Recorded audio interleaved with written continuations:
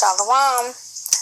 Okay, so my name is Jaisa, and I wanted to come on here and record a vision that I had a while back. I got the courage to do it because everybody else is sharing their prophetic dreams and visions. Might as well share mine, right? So anyway, I had a vision that the Most High, Yahweh B'Shem Yahushai, gave me before I had came into the truth. I came into the truth around April of this year. He brought me into it. But before he brought me into it, I had a vision of what my cousin, who was in the truth for 4 years, she believes that this is the kingdom of heaven. So I had this dream, I had this vision of me. The setting was me in this unfamiliar place. I've never been to this place before, but I remember standing on the outside of this gigantic kingdom. It was this beautiful kingdom, and the roads, the pavements were gold, and most of the building was gold. This castle was gold. It was gold everywhere, and I was just marveled at how beautiful it was. And I was a part of this vision. I was actually there with these other people. So as I'm looking around, I'm marveled. I see a gang of black people. It's just a lot of them, a whole bunch of them. And now I see myself with them. And I'm not myself. I'm not who I used to be. Like I was beautiful. I mean, not to say I wasn't beautiful now, but I was like really attractive, and they were attractive too. Everybody was super flawless and amazing, and everybody was married. All the women were married. That was something that stood out. Everybody was married, and we were all grateful and happy being under our husbands. And there was a bunch of children in the streets. They were like running around, laughing and having fun, and they had no worries. Like we didn't have any worries. They didn't have no worries. It was all beautiful. And then I remember that we all had one mind. All the black people, we all had one mind. Even the children who were born, they all had one mind as well. And they all knew exactly what it was that we did to cause us to go into bondage for all these, throughout history. Like we went through bondage, and we all knew what the other races did to us, and it was just a strong hatred.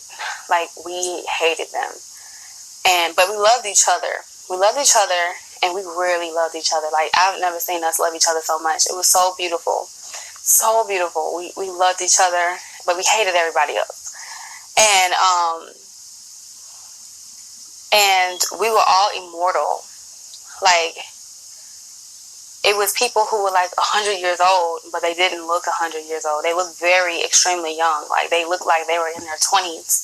They were so young looking. And, but we were the only ones who were like that. Everybody else wasn't like that. But you could decide to die if you wanted to. If you didn't want to live, you could decide to die. You could make that choice. But anyway, that was also something that stood out a lot in a vision. And then on one side of the vision, so we're in this, like I said, it's like this kingdom looking thing. Like it's very beautiful, and we were there walking amongst it, living amongst it. And then on the other side, it was a group of white people, like a lot of white people actually.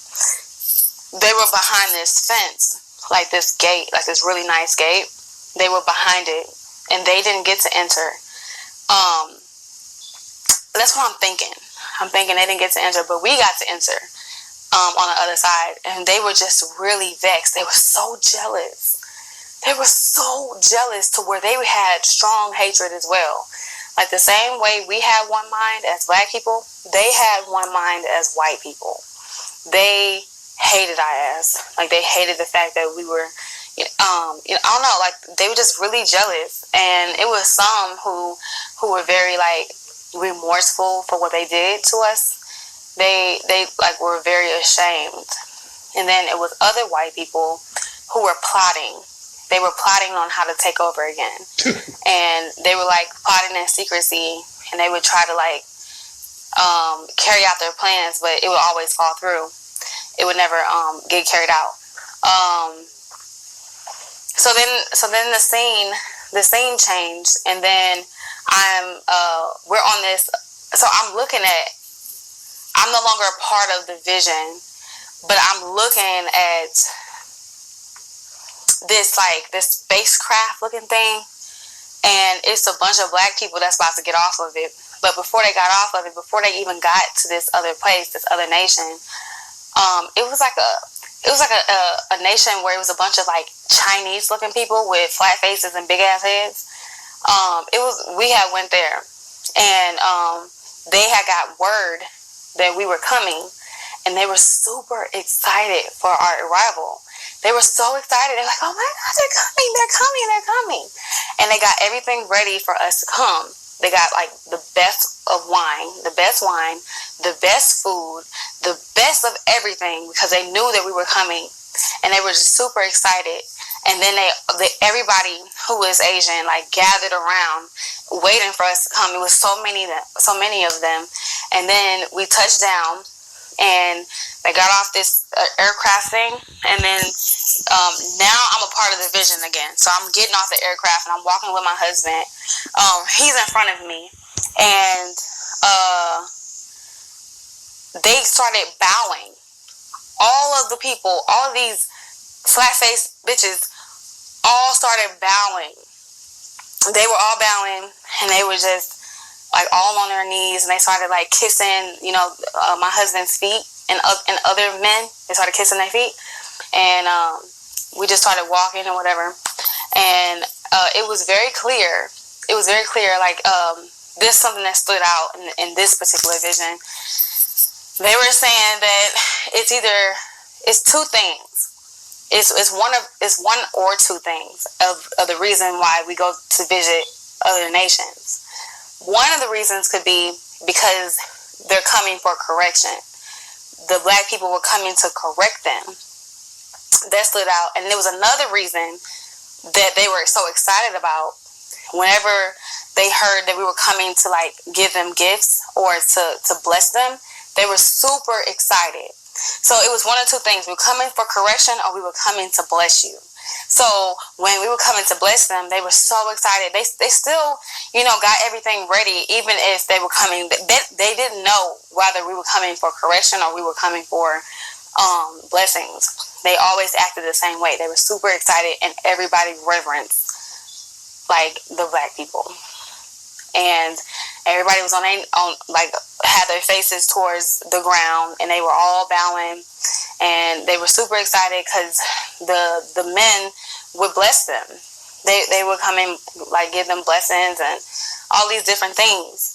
So that was the end of the vision.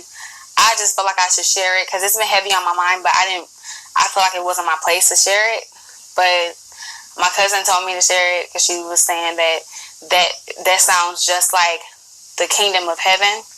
So I decided to go ahead and share it, and I hope that this helps anybody else who needed some encouragement or whatever. And I would also like to get some edification on this vision, because it's not very clear to me, especially someone who just came into the truth. So if you would like to share my video, please go ahead and do so. And please give me some help. And with that being said, thank you for watching it. Shalom. Shalom. I want to start off by saying Kal Halal Yamla, Yahweh, Ba'asham, Yahushai, Ba'asham, Rekak Kodash. Double honors to the elders and apostles of Great Millstone for teaching us this truth and who rule well. Peace and salutations unto the Akim that is spread around the four corners of the earth, spreading this word and sincerity and the truth. I'm the brother Kotas Absayan, coming back through the spirit and power of Yahweh Hashem Yahushai with another lesson, with another video, and Lord willing, this video is edifying. Gone. So what you just saw before I started this video is a video of a woman of the nation of Israel that had a vision, and her name is Yaisa. Yaisa. So what I sometimes like to do is to go into the meaning of a person's name, and that comes from the nomen is the omen. That's a, how you call it, that's a saying, and that saying means the name is a sign. So it's kind of a prediction of what your life is going to be like. The name speaks for itself. So the elders always talk about that also, nomen omen, so nomen is omen. And with this sister, with this akhwat, I went into her name. So I looked it up, what it means. And of course, maybe her parents had a specific name for her, or they chose that, or that they maybe combined two names or whatnot. The Israelites like to do that. But this is what I found on the internet. A submission from Trinidad and Tobago says the name Yaisa means gift of God and is of African origin. According to a user from California, US, the name Yaisa is of Mexican origin and means flower and love. So this is what I found on the internet. But we are Hebrew Israelites, so we go into the Hebrew. So what I did was,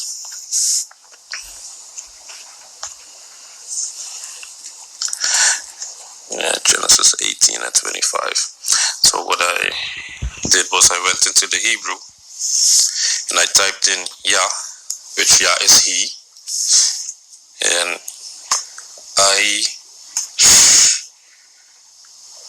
with an H at the end. I press enter, got a couple of scriptures, but the one that caught my eye was this one, Genesis 18 and 25.